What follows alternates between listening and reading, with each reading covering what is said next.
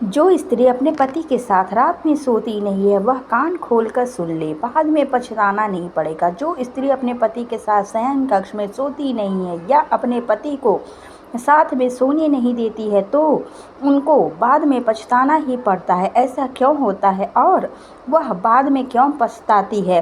वैसे तो यह बताया गया है कि पति पत्नी को अलग ही सोना चाहिए, लेकिन आप यह सुनकर बड़े ही आश्चर्य में पड़ गए होंगे कि क्या ऐसा भी जरूरी है कि पति पत्नी साथ में ही सोए, अलग ना सोएं? तो चलिए जानते हैं इस कहानी के माध्यम से। एक समय की बात है, देवर्षि नारद नारायण नारायण का जाप करते हुए पृथ्वी लोक का भ्रमण कर रहे थे। तभी उन्होंने देखा कि एक आदमी काफी तेजी से जंगल की तरफ रात्रि में चला जा रहा था। देवर्षि नारद उस आदमी को देखकर आश्चर्यचकित हो गए और सोचने लगे कि इतनी रात में हर कोई अपने अपने घर में घोर निद्रा में सो रहा होगा, लेकिन यह आदमी जंगल की तरफ रात्रि में क्या करने जा रहा है और कहाँ जा रहा है? ऐसा सोचते हुए देवर्षि नारद उस व्यक्ति का पीछा करने लगते हैं। वह आदमी आगे आगे जा रहा था। देवर्षि नारद उस आदमी का पीछा करते करते आकाश मार्ग से होते हुए उसके पीछे पीछे जा रहे थे। कुछ देर बाद वह आदमी उस जंगल में एक झोपड़ी बनी हुई थी, उस झोपड़ी के पास पहुंच जाता है, जहां पर एक अत्यंत सुंदर स्त्री झोपड़ी के बाहर खड़ी हुई थी। देखने में वह बहुत ही सुंदर थी। वह स्त्री उस आदमी को आते हुए देखकर कहती है, हे स्वामी, काफ़ी देर से मैं तुम्हारा इंतजार कर रही थी, आज आने में इतनी देर क्यों लगा दी? तब वह आदमी कहता है कि हे प्रिय, आज मेरी पत्नी काफ़ी देर से सोई थी, इसलिए आने में मुझे थोड़ा विलम्ब हो गया। तब वह स्त्री कहती है, कोई बात नहीं है, मुझे भी आज अपने पति को सुलाने में थोड़ी देर हो गई थी, लेकिन फिर भी मैं तुमसे पहले ही आ गई थी। इधर देवर्षि नारद उन दोनों की बातें सुन रहे थे। तभी वह स्त्री कहती है, चलिए अब हम दोनों झोपड़ी के अंदर चलते हैं और जिंदगी का असली आनंद लेते हैं। इतना कहने के बाद वह दोनों झोपड़ी के अंदर चले जाते हैं। देवर्षि नारद यह देखकर आश्चर्य में पड़ गए और कहने लगे, पृथ्वी लोक की स्त्री और पुरुष दोनों का विवाह हो गया है और फिर भी दोनों अपने अपने जीवन साथी को धोखा दे रहे हैं। इन्हें थोड़ी सी भी शर्म नहीं आती और किसी बात का भय इन लोगों को नहीं होता कि अपनी स्त्री और पति के साथ विश्वासघात करना कितना बड़ा पाप होता है। ऐसे लोग क्यों करते हैं? इसका कारण क्या है? इस घटना को देखते हुए देवर्षि नारद के मन में कई सवाल उठने लगे और फिर इन सभी सवालों का जवाब जानने के लिए देवर्षि नारायण नारायण नारायण का जप करते हुए आकाश मार्ग से होते हुए कैलाश पर्वत पर भगवान शिव के पास जाने लगे। कुछ ही देर बाद देवर्षि नारद जो थे कैलाश पर्वत पर पहुंच जाते हैं, जहां पर भगवान शिव कैलाश पर्वत पर अपने आसन पर विराजमान थे। देवर्षि नारद को आते हुए देखकर भगवान शिव कहते हैं, आइए देवर्षि नारद, कैलाश पर्वत पर आपका स्वागत है। तब देवर्षि नारद भगवान शिव से कहते हैं, हे प्रभु, आपके श्री चरणों में मेरा प्रणाम। तब भगवान शिव देवर्षि नारद से कहते हैं, हे देवर्षि नारद, आज अचानक ही कैलाश पर्वत पर पधारने का क्या प्रयोजन है? तब देवर्षि नारद भगवान शिव से कहते हैं, हे प्रभु, आज जब मैं पृथ्वी लोक पर भ्रमण करने के लिए गया था तभी मैंने एक विचित्र घटना देखी। उस घटना को देखकर मेरे मन में दो विकराल प्रश्न उठ रहे हैं और इन्हीं प्रश्नों का उत्तर जानने के लिए मैं आपके पास आया हूँ। कृपा करके मेरे इन दोनों प्रश्नों का उत्तर मेरी शंका का समाधान करें। तब भगवान शिव कहते हैं कि हे देवर्षि नारद, तुम निश्चिंत होकर अपने दोनों प्रश्न पूछो, मैं तुम्हारे दोनों प्रश्न का उत्तर अवश्य दूंगा। भगवान शिव के मुख से सुनते ही देवर्षि नारद कहने लगे कि हे प्रभु, मेरा पहला प्रश्न है कि कुछ स्त्रियां अपने पति के साथ सोती नहीं हैं, ना काम क्रिया करने देती है, और मेरा दूसरा प्रश्न है कि मनुष्य अपने जीवन में कौन सी 3 गलतियां कर देता है जिससे उसे जीवन भर पछताना पड़ता है, और जो लोग वह गलतियां नहीं करते हैं उनका जीवन हमेशा खुशहाल बना रहता है। मनुष्य को अपने जीवन में कौन से 3 कार्य कभी नहीं करने चाहिए? तब भगवान शिव देवर्षि नारद के मुख से इतना सुनते ही कहते हैं कि हे देवर्षि नारद, आज तुमने बड़ा ही उत्तम प्रश्न किया है जो समस्त मानव कल्याण हेतु अत्यंत ही महत्वपूर्ण है।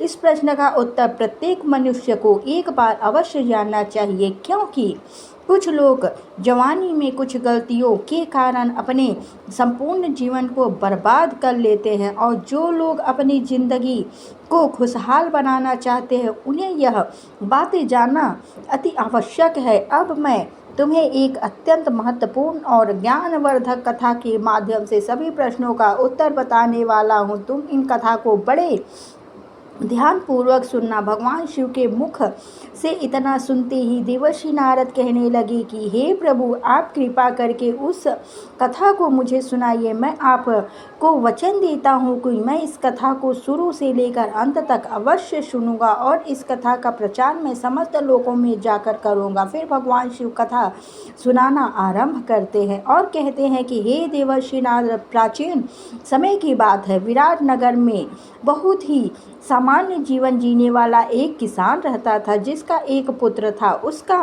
नाम था मोहन। वह किसान बहुत धनवान था, उसके पास बहुत धन था, क्योंकि किसान खेती के कार्य में काफ़ी मेहनत करता था, इसलिए उसकी फसल अच्छी आती थी और बहुत सारा अनाज भी पैदा होता था। कुछ अनाज को वह बाजार में बेच देता था, जिससे उसके पास पैसे हो जाया करते थे, और कुछ पैसे घर में रख लेता और कुछ पैसे से अपने ज़रूरत पूरी करता था। किसान अपने पुत्र मोहन से बहुत ही ज़्यादा प्रेम करता था और उसे आज़ादी भी उसने दे दी रखी थी, इसलिए मोहन काफ़ी बर्बाद हो गया था, क्योंकि कहते हैं कि अधिक आज़ादी पुत्र को नहीं देनी चाहिए। संतान को अधिक आज़ादी ही उसको बर्बाद कर देती है और गलत रास्ते पर जाने पर मजबूर कर देती है, क्योंकि ज़्यादा आज़ादी पुत्र के लिए हानिकारक होती है और एक दिन वह गलत रास्ते पर पहुंच ही जाता है, जैसा कि मोहन पहुंच गया था। मोहन जो था वह गलत संगत के कारण जुआ खेलने लगा और इतनी कम उम्र में ही अपनी काम वासना को शांत करने के लिए वह वेश्याओं के पास भी जाने लगा। एक दिन इस बात का पता किसान को चलता है कि मेरा पुत्र वेश्याओं के पास जाने लगा है, जुआ भी खेलने लगा है और शराब भी पीने लगा है।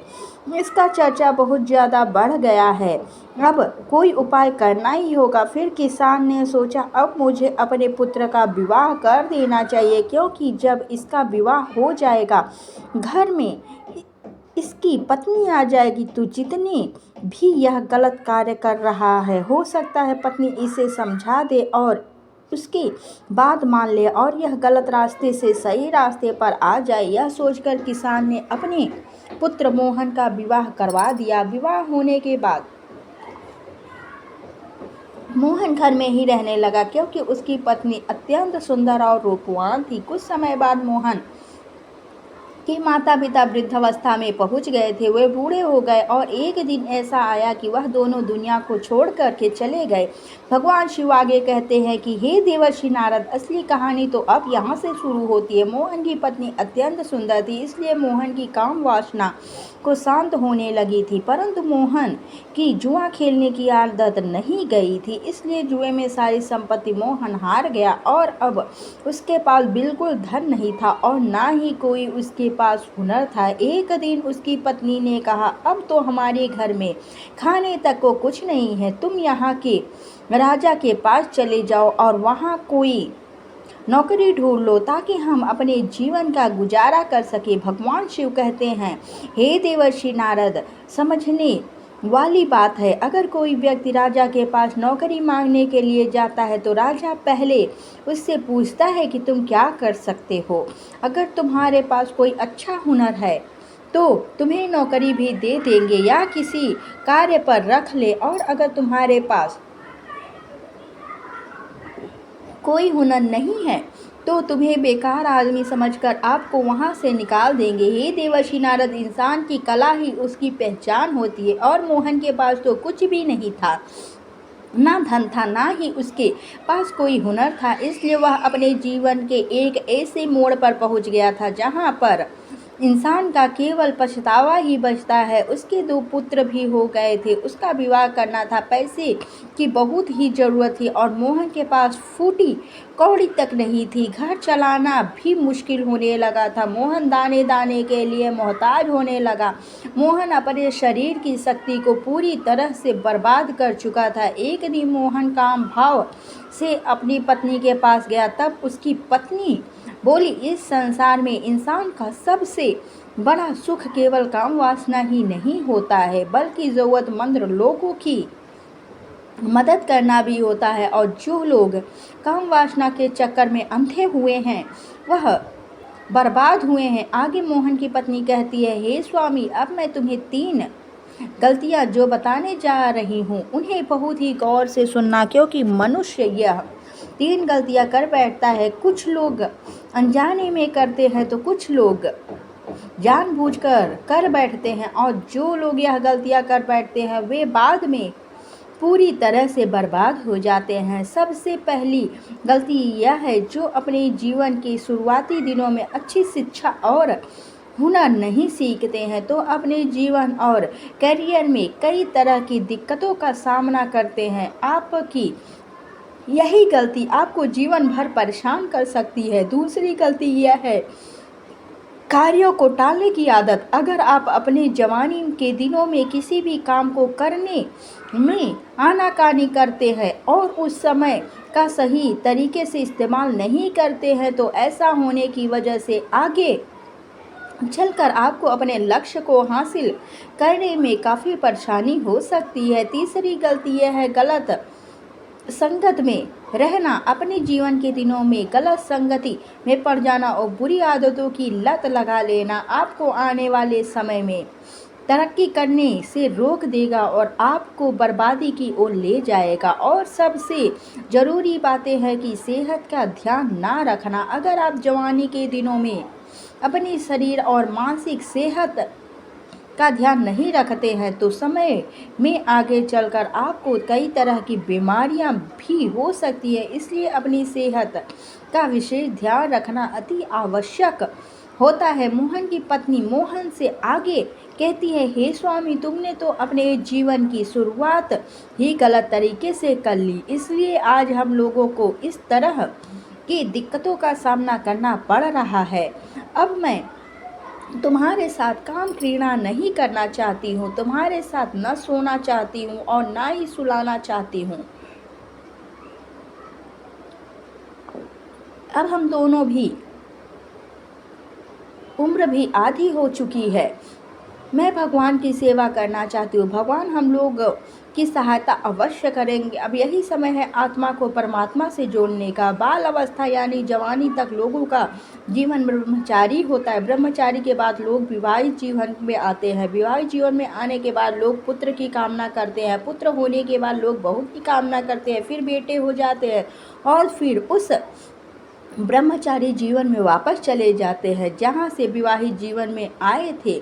इसलिए ब्रह्मचारी जीवन में जाना ही बेहतर है। जिस तरह युवावस्था को बर्बाद किया है, उसी तरह बुढ़ापे को बर्बाद नहीं करना चाहिए।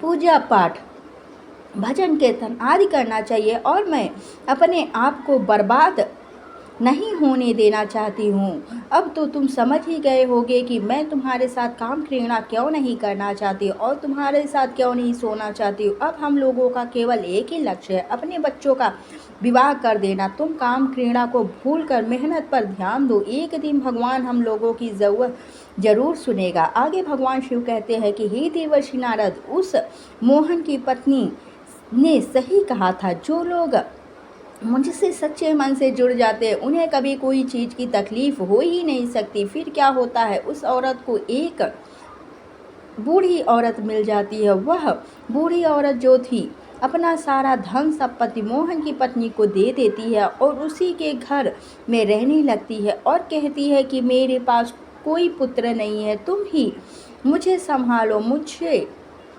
2 वक्त की रोटी मिल जाए, इतना ही मेरे लिए काफ़ी है। फिर वह बूढ़ी औरत मोहन के घर पर ही रहने लगती है। मोहन ने अपने दोनों लड़कों का विवाह भी कर दिया और हंसी खुशी से पूरे परिवार में रहने लगता है। भगवान शिव कहते हैं कि हे देवर्षि नारद, उस बुढ़िया के धन से मोहन का परिवार जो था उसमें सुधार तो आ गया, उसके घर में धन भी हो गया, लेकिन वह मोहन जो था थोड़ा गलत मार्ग पर पहुंच गया। उसकी पत्नी ने उसके साथ सोने से मना कर दिया, काम क्रिया करने से भी मना कर दिया। भगवान शिव आगे कहते हैं, हे देवर्षि नारद, इसलिए मोहन दूसरे रास्ते पर निकल गया।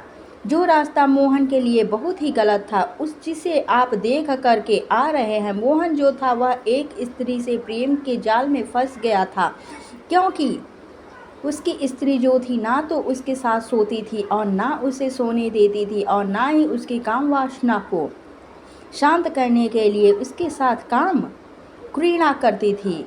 अपनी काम वासना से पीड़ित होकर कि वह मोहन जो था दूसरे स्त्री के प्रेम के जाल में फंस जाता है और रात्रि में अपनी पत्नी को सुलाने के बाद गांव से बाहर एक झोपड़ी में जाकर के दूसरे के पत्नी के साथ अपनी काम वासना को शांत करने के लिए उसी झोपड़ी में काम क्रीड़ा करता है। काम क्रीड़ा करने के बाद दोनों अपने अपने घर चले जाते हैं। भगवान शिव कहते हैं कि हे देवर्षि नारद, मेरे कहने का मतलब है कि स्त्री को एकदम से इस तरह से अपने पति का त्याग नहीं करना चाहिए जिस तरह से मोहन की पत्नी ने कर दिया था, क्योंकि एकदम से जो स्त्री अपने पति के साथ सोना छोड़ देती है और उसके साथ काम क्रीड़ा करना बंद कर देती है तो उसका पति जो है वह गलत रास्ते पर निकल ही जाता है, क्योंकि अपने पति को धीरे धीरे सही रास्ते पर लाया जा सकता है, एकदम से नहीं लाया जा सकता। अब मैं स्त्रियों के लिए 3 महत्वपूर्ण बातें बताता हूँ जो स्त्री को कदापि नहीं करनी चाहिए। नंबर 1, स्त्री को अपने पति के साथ रात्रि में सोना बिल्कुल बंद नहीं करना चाहिए, एकदम नहीं छोड़ना चाहिए। और जो स्त्री अपने पति के साथ रात्रि में सोने से इनकार करती है और बंद कर देती है तो वह पति जो है फिर दूसरी स्त्री को तलाश में निकल ही जाता है। इसलिए स्त्री को चाहिए कि वह अपने पति के साथ रात्रि में सोने का त्याग ना करे।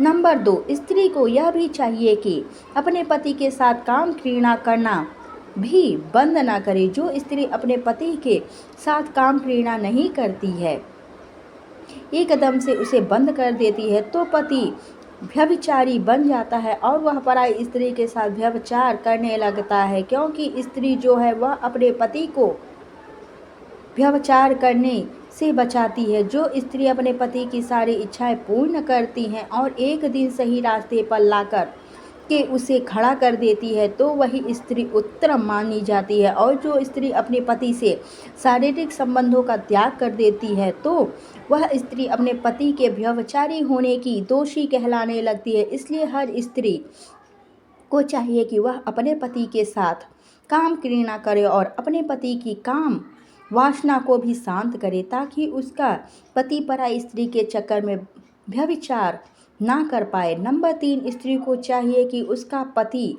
यदि काम वासना में अधिक लिप्त रहता है तो धीरे धीरे उसे सही रास्ते पर लाए, उसे अच्छी अच्छी भगवत चर्चाएं सुनाए, अच्छा सत्संग करवाए और जहां भगवान की चर्चा चलती हो वहां उसे लेकर के जाए, ताकि उसकी दूषित बुद्धि में सुधार आ जाए, वह धीरे धीरे सही रास्ते पर आ जाए, भगवान का भजन कर पाए और भगवान का तप कर पाए। तभी पति पत्नी का जीवन सफल होता है। ऐसा नहीं है कि स्त्री तो भगवान की भजन में लिप्त हो गई और पति व्यभिचार करने लगा और पति का उसने शारीरिक संबंधों से बिल्कुल त्याग कर दिया, पति व्यभिचार के मार्ग पर पहुंच गया और खुद स्त्री भगवान से भजन में लिप्त हो गई तो यह भी गलत है, क्योंकि पति पत्नी जो होते हैं वह जिंदगी रूपी गाड़ी के दोनों पहिए होते हैं और एक पहिया जो होता है वह अगर रास्ते से बाहर निकल जाए तो चलने में गाड़ी को झटका लगता है। इसलिए स्त्री को चाहिए कि हर तरह से अपने पति की इच्छाएं पूर्ण करते हुए उसे सही रास्ते पर ला करके खड़ा कर देना। ऐसा जो स्त्री करती है वह स्त्रियां इस समाज में सर्वश्रेष्ठ कहलाती हैं और अपने पति को गलत रास्ते पर जाने से रोक लेती है और व्यभिचार करने से भी बचा लेती हैं, ताकि अपने साथ साथ अपने पति का भी कल्याण करवा देती हैं। भगवान शिव कहते हैं कि हे देवर्षि नारद, अब तो तुम जान ही गए होगे कि जिस पुरुष को आप देख करके आ रहे हो, उस झोपड़ी में स्त्री के साथ जो काम क्रीड़ा में लिप्त था वह मोहन ही था, जो उसकी स्त्री ने उसके साथ शारीरिक संबंधों को बिल्कुल अपना मोह मोड़ लिया था। ना तो उसके साथ कोई सोई थी और ना उसके साथ काम क्रीड़ा करती थी। अपनी काम वासना को शांत करने के लिए मोहन जो था वह पराई स्त्री के साथ व्यभिचार करने में लिप्त हो गया, जिसे आप देख करके आ रहे हैं। तो देवर्षि नारद आपने प्रश्नों का उत्तर जानकर बहुत प्रसन्न हो जाते हैं और नारायण नारायण का जप करते हुए वहाँ से प्रस्थान कर जाते हैं। वीडियो अगर पसंद आया हो तो वीडियो को लाइक करें, हमारे चैनल को सब्सक्राइब करें और कमेंट बॉक्स में हर हर महादेव अवश्य लिखें। जय भोलेनाथ।